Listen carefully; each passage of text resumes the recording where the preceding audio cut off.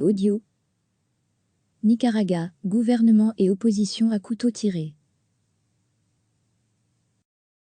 La police anti-émeute a harcelé ce samedi à Managua, selon l'opposition, des manifestants qui réclamaient la libération de 61 opposants au gouvernement du président Daniel Ortega.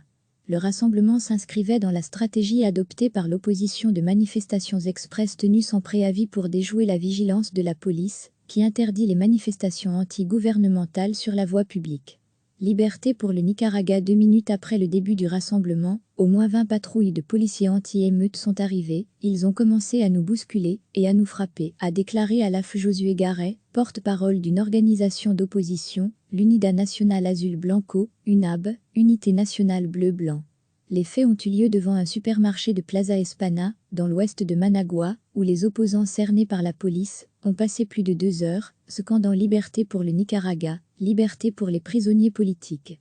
L'UNAB a ensuite déclaré dans un communiqué qu'elle ne renoncerait pas à manifester sur la voie publique. Elle fait partie d'une coalition d'opposition qui doit se constituer officiellement ce mardi prochain en vue de l'élection présidentielle prévue en 2021.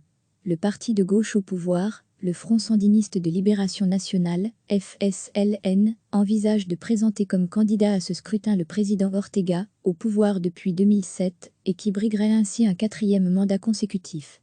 Si la manifestation de l'opposition a été entravée par la police, plusieurs centaines de partisans du pouvoir ont pu défiler librement ce samedi pour exprimer leur soutien au sandinisme sur une autre avenue de la capitale nicaraguayenne.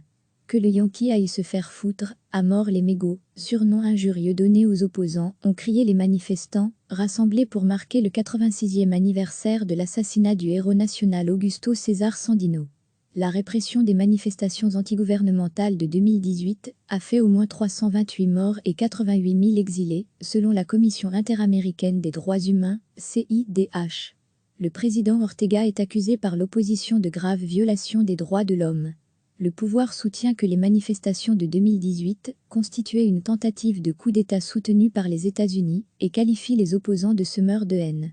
Recevez chaque matin l'essentiel de l'actualité. Cliquez sur s'abonner pour recevoir les dernières nouvelles.